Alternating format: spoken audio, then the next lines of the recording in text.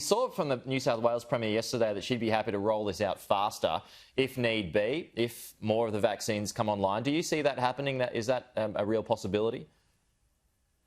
Yes, I think so. And I think we will start off slowly just to make sure there are no wrinkles that we have to iron out.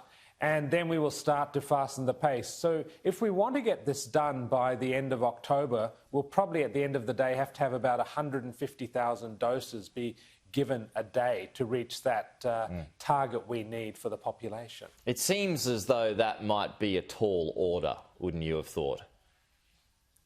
Look, it's going to be a challenge. It's going to be something like 7,000 doses per million population per day, which is around what Israel is doing, but Israel, of course, is doing a phenomenal job, and it's much more than, say, the UK and the US are doing. So it will be a tall order, but let's see. But when you get the AstraZeneca vaccine and they're being distributed here, they're basically being manufactured here, that's when the rollout is really going to pick up speed, isn't it?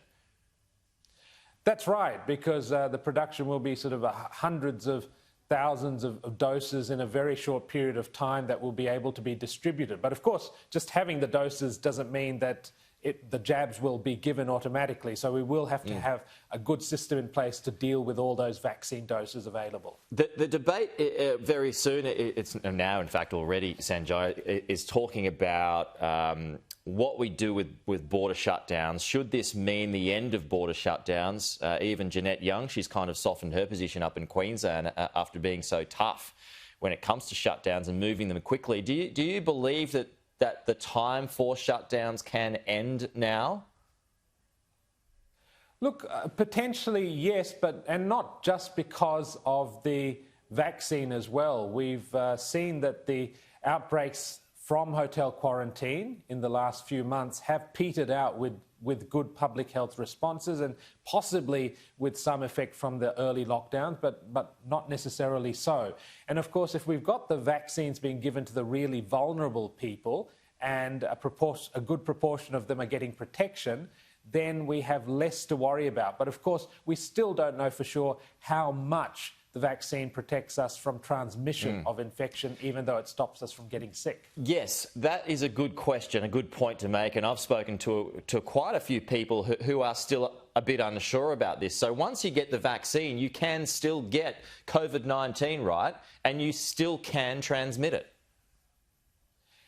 Yes, so we think that's very likely. However, if a vaccine is 80 or 90% good at stopping us from getting sick with COVID, it probably is going to have a big impact on transmission of COVID too.